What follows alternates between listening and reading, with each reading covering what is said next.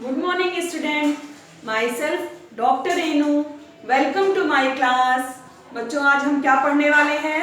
आज हम पढ़ने वाले हैं अपने third chapter history nationalism in India में एक new topic how participants saw the movement. It means कि जिन लोगों ने मूवमेंट में पार्टिसिपेट किया था वो मूवमेंट को कैसे देखते थे, उनका क्या नोशन था। अब कौन सा मूवमेंट बेटा? तो सिविल डिसओबीडियंस मूवमेंट। तो सिविल डिसओबीडियंस मूवमेंट में लोगों ने, कौन से लोगों ने पार्ट किया, वो किस ग्रुप के थे और वो क्या सोचते थे। प्रीवियस वीडियो में हम लोगों ने पढ़ा कि किस प्रकार से दांडी मार्च या सॉल्ट सत्याग्रह और सीडीएम में सिविल डिसओबीडियंस मूवमेंट एक दूसरे से जुड़े हुए थे। दांडी मार्च के बाद सिविल डिसओबीडियंस मूवमेंट ऑर्गेनाइज किया जाता है और किस तरह से इवॉल्व हुआ वो कंट्री में, और बहुत सारी चीजें हमने देखी, लिमिटेशंस देखी थी और किस तरह से गांधी जी ने मूवमेंट को कॉल ऑफ कर दिया।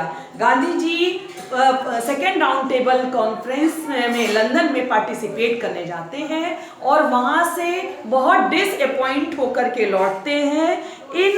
इस वीडियो में हम पढ़ेंगे कि उन्होंने किस तरह से लोगों ने इस सीडीएम सिविल डिसओबीडियंस मूवमेंट में पार्टिसिपेट किया और उन्होंने क्या सोच कर किया। मैं पहले ही आपको बता चुकी हूँ कि हर एक व्यक्ति का अपना फ्रीडम को लेकर एक अलग नज़रिया था, एक अलग नोशन था। उसने मूवमेंट में पार्टिसिपेट किया ये सोच करके किया कि उस सब की एक अलग अलग समस्या थी, अलग अलग प्रॉब्लम थी, अलग एक नज़रिया था इस फ्रीडम में या इस मूवमेंट में, फ्रीडम के लिए और इस मूवमेंट में पार्टिसिपेट करने के लिए सबका अलग नोशन था। तो अब सिविल डिसओबीडियंस मूवमेंट, चूंकि बच्चों सिविल डिसओबीडियंस मूवमेंट हमारी कंट्री का पहला ऐसा बड़ा मूवमेंट था जिसमें पहली बार वुमेन्स ने पार्टिसिपेट किया।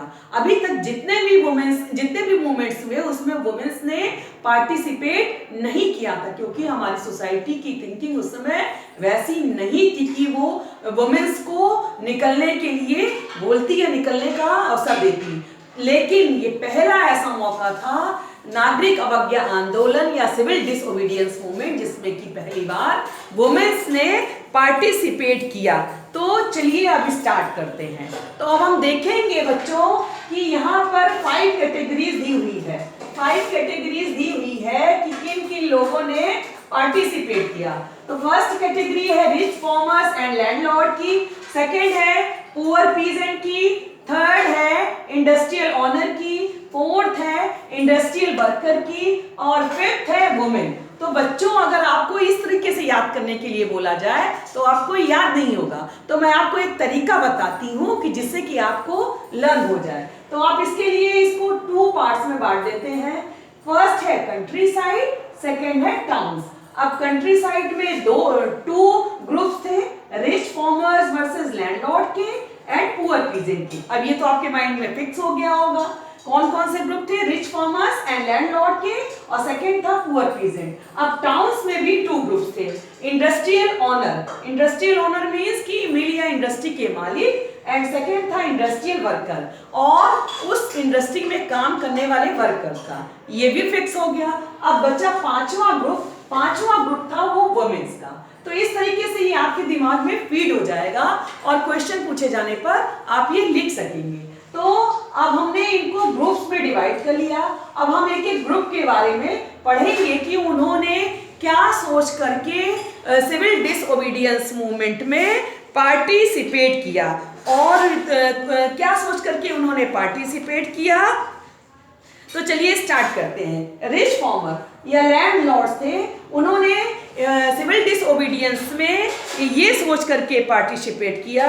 उनका ये नोशन था, चूंकि उस समय सिचुएशन ऐसी थी कि पूरे वर्ल्ड वाइड स्लो डाउन चल रहा था, मंदी चल रही थी, एग्रीकल्चरल गुड्स के सही दाम नहीं मिल रहे थे और इसके चलते प्राइसेस ऑफ एग्रीकल्चरल गुड्स जो बहुत कम हो गए थे, चूंकि रेवेन्यू जो ब्रिटिशर्स थे उनकी रेवेन्यू डिमांड बहुत हाई थी रेवेन्यू डिमांड हाई थी, वो किससे रेवेन्यू ले रहे थे? फार्मर से, बहुत ज़्यादा रेवेन्यू ले रहे थे। और चूंकि फार्मर्स को एग्रीकल्चरल गुड्स के दाम सही नहीं मिल रहे थे, इसलिए उनके पास पैसे नहीं थे रिच लैंडलॉर्ड के पास। तो उन्होंने सोचा कि इतने टैक्स तो हम पे नहीं कर पाएंगे ब्रिटिश गवर्नमेंट को, तो इसलिए उन्होंने ब्रिटिशर्स से रिक्वेस्ट की कि टैक्सेस को कम कर दिया, रेवेन्यू को कम कर दिया जाए। तो ब्रिटिशर्स ने बोला कि नहीं, टैक्स तो आपको पे करना ही पड़ेगा, चाहे जैसे करिए। तो इस बात से जो बड़े बड़े रिच लैंडलॉर्ड्स और वो रिच फार्मर्स और लैंडलॉर्ड्स थे वो नाराज हो गए और उन्होंने सोचा कि ये गवर्नमेंट तो हमारे खिलाफ जा रही है, हमारा सपोर्ट नहीं कर रही है। यही सोच करके उन्होंने सिविल डिसओबीडियंस में पार्टिसिपेट करने का डिसीजन लिया, पार्टिसिपेट करने का डिसीजन लिया, जिससे कि वो ब्रिटिशर्स से अपने रेवेन्यू को कम करा सके और ये ब्रिटिशर्स के ऊपर एक प्रेशर बना सके जिससे कि वो उनके रेवेन्यू को कम कर सके। तो बच्चों यहाँ आपने देखा कि एक सेक्शन जो रिच फार्मर्स और लैंडलॉर्ड्स का था, उन्होंने ये सोच के पार्टिसिपेट किया था कि ब्रिटिशर्स के ऊपर प्रेशर बना करके वो रेवेन्यू को कम करा सकेंगे। अब हम चलते हैं दूसरे सेक्शन की ओर, poor peasant. Poor peasant means गरीब किसान। पुअर पीजेंट ने चूंकि मैंने पहले ही बताया था कि हर एक कैटेगरी का, हर एक लोगों का जिन्होंने सिविल डिसओबीडियंस मूवमेंट में पार्टिसिपेट किया था, उन सब का अपना अपना एक अलग अलग नोशन था। और चूंकि स्टार्टिंग में सब अपने अपने प्रॉफिट को लेकर के जुड़े थे, वो सब अपने अपनी प्रॉफिट के बारे में जुड़े थे। लेकिन जैसे जैसे मूवमेंट आगे बढ़ता चला गया तो लोगों के सेंटिमेंट्स उस मूवमेंट से जुड़ने लगे और वो देश के लिए सोचने लगे। पहले तो सिर्फ अपने बारे में ही सोचते थे, लेकिन बाद में वो देश के बारे में सोचने लगे। अब पुअर पीजेंट ने क्या सोच करके पार्टिसिपेट किया? क्योंकि पुअर पीजेंट एक कारण था उनका हाई रेवेन्यू। क्या कारण था? High revenue. दूसरा था unpaid rent to be remitted. Unpaid rent to be remitted मतलब कि हाई रेवेन्यू, जो ब्रिटिशर्स ने लैंडलॉर्ड के ऊपर हाई रेवेन्यू लगाया था, उसका बहुत भुगतान इन पुअर पीजेंट को भी भुगतना पड़ता था, क्योंकि जमींदार जो है वो अपने टैक्स को फुलफिल करने के लिए पीजेंट के ऊपर ज्यादा टैक्सेस लगाते थे, तो उनको देना पड़ता था। सेकेंड कारण ये था unpaid rent to be remitted. क्योंकि ये जो पीजेंट होते थे बहुत गरीब होते थे, लैंडलेस होते थे, तो इनके पास जमीनें नहीं होती थी। तो ये क्या करते थे, जमीन जो है रिच लैंडलॉर्ड से खरीदते थे और इसके लिए खरीदते थे और फिर उसके ऊपर कल्टीवेशन करते थे, खेती करते थे और फिर इस जमीन के लिए वो रेंट देते थे। किसको देते थे? बड़े बड़े लैंडलॉर्ड्स को रेंट देते थे। तो उन्होंने अपनी मांगे रखी पीजेंट्स ने कि पहले तो आप रेवेन्यू कम कीजिए, दूसरा कि रेंट्स को रेमिट कर दीजिए, जो अब अनपेड रेंट है उसको रेमिट कर दीजिए, जो हमारा बड़े लैंडलॉर्ड्स की ओर हमारा जो किराया बचा है, कर्जा बचा है, उसको माफ करवा दीजिए। तो इस वजह से उन्होंने सिविल डिसओबीडियंस मूवमेंट में पार्टिसिपेट किया। चूंकि सारे वर्कर्स ने पार्टिसिपेट किया भी नहीं था और जो कुछ ने किया, तो उन्होंने इस नोशन के साथ पार्टिसिपेट किया कि हमारे इन दो जो हमारी मांगे हैं उसको पूरा करा दीजिए। पहली बात ये है कि ये जो पुअर पीजेंट थे वो जिम्मेदार के खिलाफ खड़े हो जाते थे, दूसरे वो बहुत वायलेंट हो जाते थे। तो इसलिए जो कांग्रेस पार्टी थी वो इसको सपोर्ट करना नहीं चाहती थी, क्योंकि ये रेडिकल मूवमेंट से जुड़े हुए थे। रेडिकल मूवमेंट्स का मीन होता है बेटा, ये रेडिकल वर्ड जो है ये रशिया से आया, रशिया के सोशलिज्म से आया है, सोशलिज्म से बना है। सोशलिज्म एक ऐसी आइडियोलॉजी है जो ये मानती है कि बड़े लैंडलॉर्ड से पैसे या जमीन लेकर के छोटे लोग गरीब किसानों में बांट दी जाए। तो इसलिए ये हमेशा बड़े लैंडलॉर्ड्स के खिलाफ खड़े रहते थे, उनका अपोज करते रहते थे और जब उनकी बातें नहीं पूरी हो जाती थी ये वायलेंट हो जाते थे। तो इसलिए कांग्रेस इनका जो नो रेंट कैंपेन था उसका सपोर्ट नहीं करना चाहती थी, क्योंकि कांग्रेस कांग्रेस को इस बात से डर था कि अगर हमने इनका सपोर्ट किया तो जो बड़े बड़े जमींदार हैं, बड़े लैंडलॉर्ड हैं, तो वो हमारा सपोर्ट नहीं करेंगे और प्लस ये वायलेंट भी हो जाते हैं, ये अनऑर्गेनाइज्ड वे में रहते हैं, इसलिए कांग्रेस इनको सपोर्ट नहीं करना चाहती है। थर्ड, अब ये बेटा ये दो कैटेगरी हमारी पूरी हो गई। अब थर्ड कैटेगरी थी इंडस्ट्रियल ओनर। ये टाउन्स में, शहरों में, ये तो ग्रामीण एरिया में थी, अब ये टाउन्स में, शहरों में टू कैटेगरीज थी। एक था इंडस्ट्रियल ओनर और सेकंड था इंडस्ट्रियल वर्कर। अब हम इंडस्ट्रियल ओनर के बारे में पढ़ेंगे। इंडस्ट्रियल ओनर का कुछ और आइडिया और नोशंस था पार्टिसिपेशन करने के लिए, उनकी कुछ और डिमांड रही होगी सिविल डिसओबीडियंस मूवमेंट में पार्टिसिपेट करने के लिए। तो फर्स्ट थिंग ये है कि कांग्रेस को इनका साथ अच्छा लगता था। कांग्रेस को और लोगों की बजाय इंडस्ट्रियल ओनर का साथ अच्छा लगता था, क्योंकि ये क्या थे, ये फाइनेंसर थे कांग्रेस पार्टी के। ये कांग्रेस को फाइनेंस करते थे, क्योंकि बच्चों हर कहीं पे भी अगर मूवमेंट चलाना है, बाइकआउट करना है और रैलीज निकालनी है, तो इसके लिए पैसे की जरूरत पड़ती थी। तो ये पैसा कहाँ से आता था? तो ये पैसा ये बड़े बड़े इंडस्ट्रीज देते थे, जो इंडस्ट्री को इस्टेब्लिश करते थे, बिजनेसमैन थे, ये पैसा देते थे। इन्होंने क्या सोच करके पार्टिसिपेट किया? इन्होंने ये सोच करके पार्टिसिपेट किया, wanted protection against imported products. वो क्या चाहते थे? वो चाहते थे कि फॉरेन प्रोडक्ट्स जो हैं, जो फॉरेन से, ब्रिटेन से बने सस्ते सामान हैं, उनसे उनके सामानों की सुरक्षा की जाए। क्योंकि ब्रिटेन में बने हुए सामान मशीनों से बने होते थे और वो बहुत सस्ते दामों में इंडिया में बेचे जाते थे। मैंने पहले की वीडियो में, प्रीवियस वीडियो में आपको डिस्क्राइब किया है कि ब्रिटेन में इंडस्ट्रियल रिवॉल्यूशन बहुत पहले ही आ चुका था और बड़ी बड़ी मशीनें वहाँ पहले ही डेवलप हो चुकी थी, और ये ब्रिटिशर्स इंडिया से रॉ मटेरियल ले जा करके या कॉटन को ले जा करके वहाँ अपनी मशीनों में सस्ते दामों में ढेर सारे कपड़ों को बना करके यहाँ इंडिया के बाजार में डंप कर देते थे, और वो सस्ते होते थे, इसलिए यहाँ के इंडस्ट्रियलिस्ट को उन सस्ते सामानों का सामना करना पड़ता था। उनको कड़ी टक्कर देते थे इंग्लैंड में बने हुए सामान। तो इसलिए ये चाहते थे कि उनके प्रोडक्ट्स को सुरक्षा मिले। क्योंकि जब फर्स्ट वर्ल्ड वॉर के समय क्या हुआ कि फर्स्ट वर्ल्ड वॉर के समय हमारी जितनी इंडियन इंडस्ट्री थी वो बहुत ग्रो कर गई थी। ऐसा इसलिए क्यों हुआ था? क्योंकि जो ब्रिटिशर्स कंपनी थी, ब्रिटेन की जो कंपनियां थी, वो क्या करती थी, अपने सस्ते सामान को हमारे इंडियन मार्केट्स में डंप करके सस्ते दामों में बेचा करती थी और हमारे इंडस्ट्रीज को बहुत चुनौती देती थी, कंपटीशन का सामना करना पड़ता था। लेकिन फर्स्ट वर्ल्ड वॉर के समय अधिकतर ब्रिटेन की कंपनियां स्लो डाउन में चली गई थी।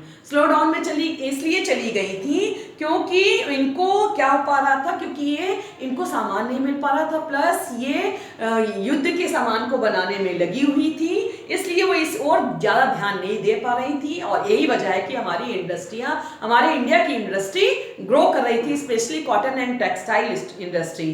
तो इस समय जो कुछ लोगों ने बहुत बड़े फैक्ट्री इस्टेब्लिश की और अच्छा पैसा भी बना लिया, और धीरे धीरे आगे चल करके वो इस्टेब्लिश होते चले गए। ये 1920 की बात है। 10 सालों बाद हम पाएंगे कि 10 सालों में इन्होंने इतना पैसा कमा लिया कि बहुत सारे इंडस्ट्री को इन्होंने डाल लिया। लेकिन दिक्कत ये थी कि ब्रिटिशर्स अभी भी इंडिया को छोड़कर नहीं गए थे, और चूंकि ब्रिटिशर्स की पॉलिसी ऐसी थी कि वो हमारे इंडस्ट्रीज को बहुत नुकसान पहुंचाती थी। क्या नुकसान पहुंचाती थी? इनको टैक्स ज़्यादा पे करना पड़ता था, और इनके फेवर में जो पॉलिसीज नहीं बनाई जाती थी, इनको ब्रिटेन के बने चीप गुड्स के साथ कंपटीशन करना पड़ता था। इसलिए ये इंडस्ट्रीज जो थे वो इनके ऊपर असर पड़ता था। इसके चलते वो ये चाहते थे इंडस्ट्रीज कि ये ब्रिटिशर्स जो हैं इंडिया छोड़ करके चले जाएं, और सेकंड ये चाहते थे कि वो इमीडिएटली चले जाएं, जिससे कि फॉरेन गुड्स इमीडिएटली चले जाएं, जिससे कि उनकी इंडस्ट्री ग्रो कर सके।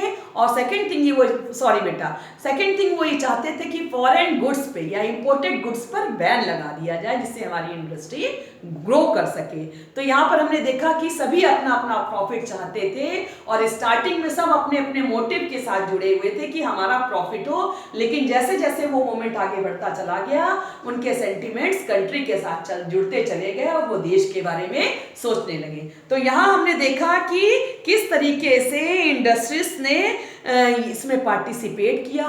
इसमें कुछ बड़े बड़े इंडस्ट्रीज भी थे, जीडी बिरला, घनश्याम दास बिरला एंड पुरुषोत्तम दास टंडन।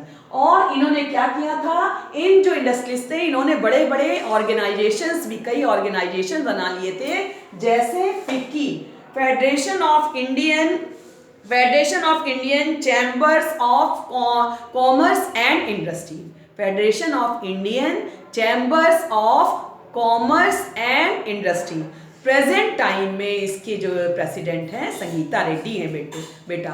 इस समय भी फिक्की की जो वर्तमान समय में जो अध्यक्ष हैं वो संगीता रेड्डी हैं। तो इस तरीके से ये बड़े बड़े एसोसिएशन या ऑर्गेनाइजेशन बना लिए गए थे और ऑर्गेनाइजेशन बना लिए गए थे। लेकिन अगर हम पिछला वीडियो रिकॉल करें, पिछले वीडियोस की रिकॉल करें तो हम देखेंगे कि गांधी जी ने मूवमेंट के वायलेंट होने पर मूवमेंट को कॉल ऑफ कर दिया था, जिससे ये जो इंडस्ट्रियल ओनर थे वो ये नाराज हो गए थे, क्योंकि उनका ये मानना था कि जो गांधी जी मूवमेंट को स्टार्ट करते हैं और कॉल ऑफ कर देते हैं, जिससे हमारा जो प्रॉफिट है वो पूरा नहीं हो पाता है। इसलिए जब सेकेंड टाइम गांधी जी ने सिविल डिसओबीडियंस मूवमेंट को लॉन्च किया तो इन इंडस्ट्रियल्स ओनर का उतना सपोर्ट इनको नहीं मिला और इनमें उस मूवमेंट के प्रति उतना क्रेज नहीं दिखा, क्योंकि उनका कहना था कि महात्मा गांधी बार बार मूवमेंट को कॉल ऑफ कर देते हैं, ये इससे हमारा प्रॉफिट नहीं रह जाता। अब उनका जो कॉन्फिडेंस था, इसलिए उनका जो कॉन्फिडेंस था कांग्रेस पार्टी में वो अब नहीं रह गया था। तो हम लोगों ने देखा कि किस तरह से इंडस्ट्रियल ओनर ने सिविल डिसओबीडियंस मूवमेंट में पार्टिसिपेट किया। अब इंडस्ट्रियल वर्कर की बात करते हैं बेटा। इंडस्ट्रियल वर्कर में अपोजिट पोल्स, यहाँ पर एक ये टर्म लिखा है, इसका मीनिंग ये है कि इंडस्ट्रियल ओनर और इंडस्ट्रियल वर्कर्स में हमेशा क्या होता था, हमेशा दुश्मनी रहती थी, बनती नहीं थी उनकी। वो दोनों एक दूसरे को अपोज करते थे और वर्कर्स चाहते थे कि उनके काम के वर्किंग आवर्स कम हो, उनकी सैलरी बढ़े, उनकी वर्किंग कंडीशंस अच्छी हो, और साथ ही साथ इंडस्ट्रियल ओनर चाहते थे कि उनका प्रॉफिट बढ़ता रहे। और कांग्रेस किसका सपोर्ट अच्छा लगता था, पहले ही बताया मैंने कि कांग्रेस को इनका इंडस्ट्रियल ओनर का सपोर्ट अच्छा लगता था, क्योंकि ये कांग्रेस के फाइनेंसर थे और पैसे इससे मिलते थे। वर्कर्स की सबसे बड़ी दिक्कत क्या थे, इंडस्ट्रियल ओनर थे। तो इसलिए चुनिंदा वर्कर्स ने ही पार्टिसिपेट किया, और जिन्होंने भी पार्टिसिपेट किया उन्होंने क्या सोच के पार्टिसिपेट किया वो मैं आपको डिस्क्राइब करती हूँ। उन्होंने ये सोच करके पार्टिसिपेट किया कि एडॉप्टिंग गांधीयन आइडिया, कि वो गांधी जी के विचारधारा को एडॉप्ट करेंगे, गांधी जी की विचारधारा को फॉलो करेंगे। अब गांधीयन फिलॉसफी क्या थी, गांधीयन विचारधारा क्या थी, सत्याग्रह लॉन्च करना, रैलीज निकालना, बाइकॉट करना, प्रोटेस्ट करना, ये सारी गांधीयन आइडिया थी। तो जितने भी वर्कर्स थे उन्होंने गांधी जी की आइडिया को अपना लिया, और लेकिन कांग्रेस की ये इच्छा रहती थी कि कांग्रेस की ये इच्छा रहती थी कि इन इंडस्ट्रियल वर्कर्स को अपने साथ ना जोड़ा जाए। क्यों ना जोड़ा जाए, क्योंकि ठीक उसी तरह जिस तरह की वो पुअर पीजेंट को अपने साथ नहीं जोड़ना चाहती थी, क्योंकि वो चाहती थी कि अगर हम इनको अपने साथ जोड़ लेंगे तो जो हमारे इंडस्ट्रियल ओनर हैं, जो हमें फाइनेंस करते हैं, वो नाराज हो जाएंगे और वर्कर्स ने नाराज हो जाएंगे। फिर भी वर्कर्स ने गवर्नमेंट का प्रोटेस्ट किया और सीडीएम सिविल डिसओबीडियंस मूवमेंट में पार्टिसिपेट किया। तो अब हम लोगों ने देखा कि हमारे 4 सेक्शन कंप्लीट हो गए, rich farmer and landlord, poor peasant, industrial owner, industrial worker. अब बचा वुमेन, ये लास्ट सेक्शंस था। अब वुमेन्स ने क्या सोचकर पार्टिसिपेट किया सिविल डिसओबीडियंस मूवमेंट में, तो ये बच्चों मैंने पहले ही आपको डिस्क्राइब किया है कि ये पहला मौका है, ये देश का ये पहला बड़ा मूवमेंट था जब वुमेन्स ने इसमें पार्टिसिपेट किया। कंट्री साइड में जो बड़े बड़े रिच लैंडलॉर्ड्स होते थे उनकी वुमेन्स ने पार्टिसिपेट किया। अर्बन एरिया में जो इंडस्ट्रियल ओनर्स होते थे उनके घर की वुमेन्स ने पार्टिसिपेट किया। इसके साथ ही साथ मिडिल क्लास की वुमेन्स ने भी पार्टिसिपेट किया। उन्होंने प्रोटेस्ट किया, रैलियां निकाली, सत्याग्रह किया, सॉल्ट मार्च में पार्टिसिपेट किया और बहुत सी वुमेन्स जेल भी गई। और उनका क्या नोशन था, उनका ये मानना था, ये protest manufacturers all went to jail, sacred duty for them.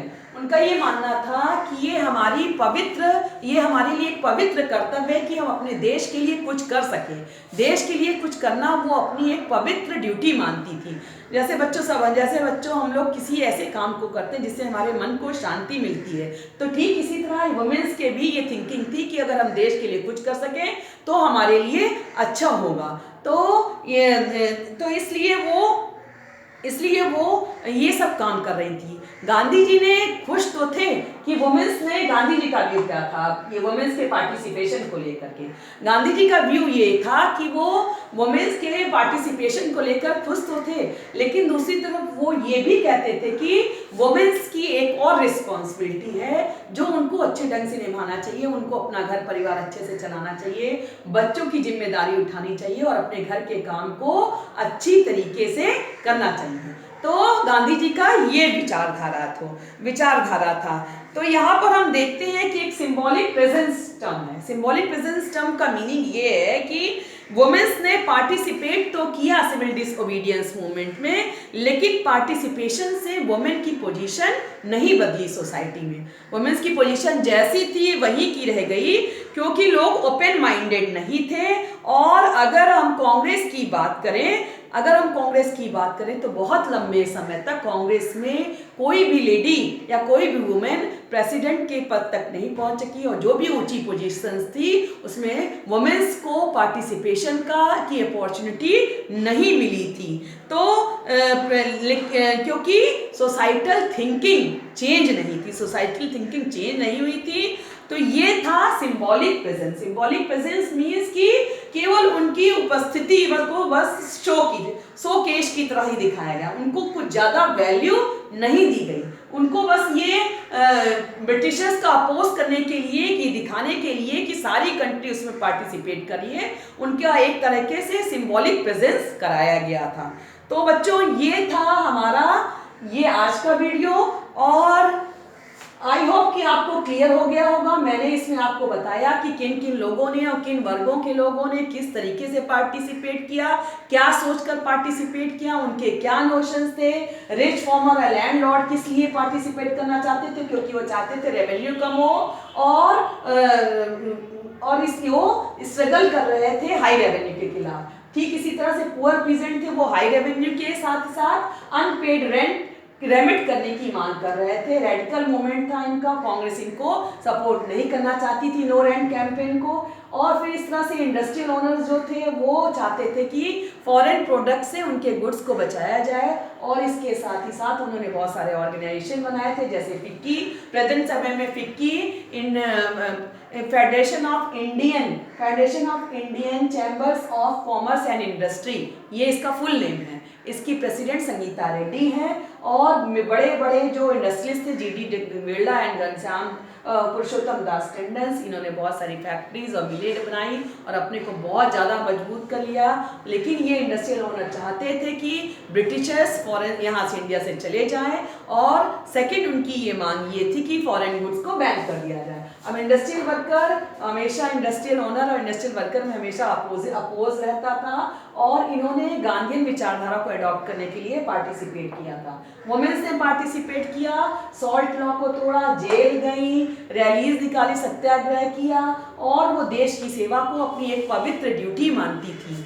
तो लेकिन गांधी जी का व्यू क्या था? गांधी जी का व्यू ये था कि औरतों को पार्टिसिपेंट्स ठीक है, लेकिन उनको सबसे पहले उनको अपने घर परिवार को अच्छे से संभालना चाहिए, बच्चों की देखभाल करनी चाहिए, तो इस तरीके से सिंबॉलिक प्रेजेंस था वुमेन्स का सिविल डिसओबीडियंस में। और बच्चों सबसे इंपॉर्टेंट बात ये थी कि हमारी कंट्री में अब तक जितने भी मूवमेंट हुए थे बड़े मूवमेंट, उनमें पहली बार वुमेन्स ने सिविल डिसओबीडियंस मूवमेंट में पार्टिसिपेट किया था।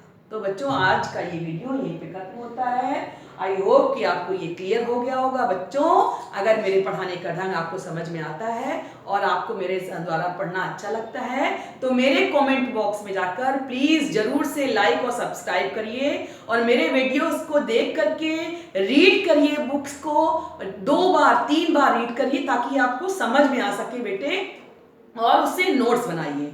थैंक यू बेटा। तो मिलते हैं नेक्स्ट वीडियो में न्यू टॉपिक के साथ। Thank you.